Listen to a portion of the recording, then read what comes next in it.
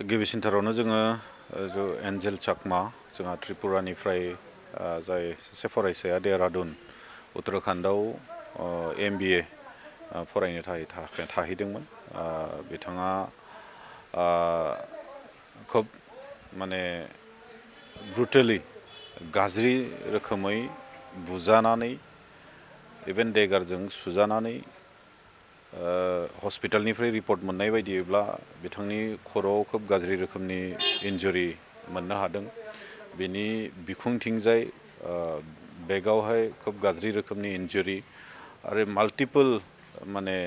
देगारजों सुजानाय बेबायदि इन्जुरि मोननो हानायखौ बे बिथांनि जिथु हस्पिटालनि रिपर्ट बे रिपर्टआव जों नुदों। आरो बेबायदि मोनसे गाज्रि रोखोमै जोखोम जानायनि गेजेरजों जि बिथाङा गावनि जिउखौ खोमाना लानांबाय, बिथांनि जिउमानि थाखाय जों गसाइनिसिम आर'ज गाबदों जाहाथे बिथांनि जिउमाया सोरगोआव आलो गोजोनै थाहैनो मोन्थों। दा जोङो खोब बे गोदान नङा, नर्थ इस्टार्न मानसिफोरनि थाखाय, फरायसाफोरनि थाखाय, बायजोआव खामानि मावहैग्राफोरनि थाखाय बे जाथाया खोब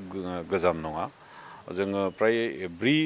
बोसोराव सानै साथाम आरो बिनिख्रुइबो बांसिन गोबां बेबायदि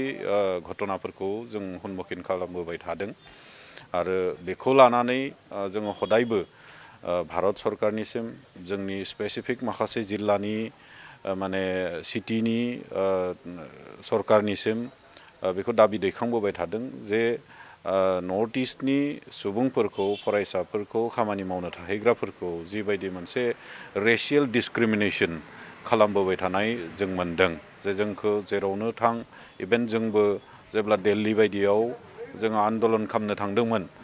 बै समाव सिगांग्रो गिबिसिन समायाव जोंखौबो नेपालि, चाइनिस अनेक बेबायदि सोंनाय, आर इउ चाइनिस, क्या आप नेपाली हो, खोब बेबायदि बाथ्राफोरखौ सोंनाय जों मोनबोदों जों इभेन। दा थाबाय थानाय फरायसाफ्रा सानफ्रोमबो माने मोनफ्रोमबो समाव बिथांमोना निस्सय बेबायदि रेसियेल माखासे डिसक्रिमिनेसन, जेरै जोंखौ चिंकी, चाइनिस, मम', नेपालि बेबायदि बुंनानै खोब माने गाज्रि रोखोमै जोंखौ इनसाल्ट खालामनाय, स्लाटार खालामनाय जों मोनबोबाय थादों, नुबोबाय थादों। दा दिनै आकु बिनिनो दिनै एन्जेल चाकमा सासे माने खोब मोजां फरायसा, बिथाङाबो बे एखे मोनसे रेसियेल जिथु डिसक्रिमिनेसननि बुलि जानानै दिनै जिउ गोमानो गोनां जादों। दा बे जाथायखौ जों दुलाराय बर' फरायसा आफादनिफ्राय खोब माने जों निन्दा खालामदों आरो जोङो भारत सरकारनिसिम मोनसे सिकिउरिटि आरो सेफटिखौ एज बिइं ए नर्थ इस्टार्न जोङो नागिरदों। आरो बिथांनि जायफोर बिथांखौ आरो बिनि बिदा फंबाय सानै जोंनि मोनथिनायाव बिथांमोना बेवहाय दंहैयोमोन, गावसोर माने केन्टिनाव जानायनि मुवाफोर बायनो थांदोंमोन आरो बै समावनो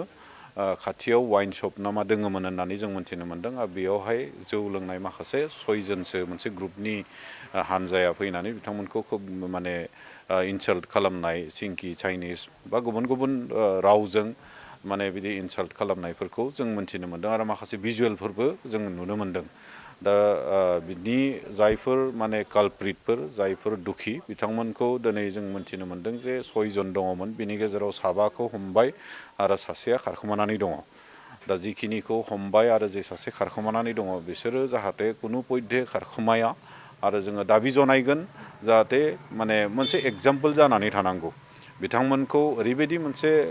रेपिड मोनसे सास्ति होनानै भारतनि मादाव मोनसे एग्जाम्पोल जानानै थानांगौ जे नर्थ इस्टनि बा जिकुनु सुबुंखौनो बेबायदि इनसाल्ट खालामनाय, रेसियेल इनसाल्ट खालामनायनि साजाया जे नैबेबायदि मोनसे गिख्रंथाव मोनसे साजा होनायनि गेजेरजों मोनसे एग्जाम्पोल सेट खालामनानै दोननांगौ, जाहाथे सोरबाया फैबाय थानाय समाव बे एन्जेल चाकमा बायदि भिक्टिम जाबावनो नाङा आरो सोरबाया बे माने फैबाय थानाय समाव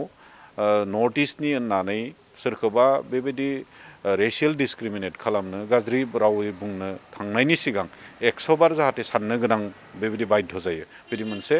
माने जास्टिस होनायनि गेजेरजों माने मोनसे एग्जाम्पोल सेट खालामनांगौ, आं बेखौ खावलायदों। लोगोसेनो जोंनि नर्थ इस्टनि जेसेबांखिनि पलिटिकेल लिडार्सफोर दङ बिथांमोनाबो दिनै गावबा गावनि खोथाफोरखौ रेज खालामनो नांगौ स' that is and every north eastern पिपोलफ्रा जाय जेराव थाङा मानो बियो फरायनोबो थांनो हागौ बियो खामानि मावनो थांनो हागौ भारतनि इच एन्ड एभ्रि सुखि खना थांनानै खामानि मावनो हानाय फरायनो हानाय दावबायनो हानाय मोनसे परिबेसखौ बानायना होनो थाखाय नर्थ इस्टनि साफ्रोमबो पलिटिकेल लिडार आरो इच एन्ड एभ्रि माने अफिसार्सफोर बिउरोक्रेट्सफोर गासैबो खामानि मावनांगौ दिनैनि बे हाबाफारिनि गेजेरजों आं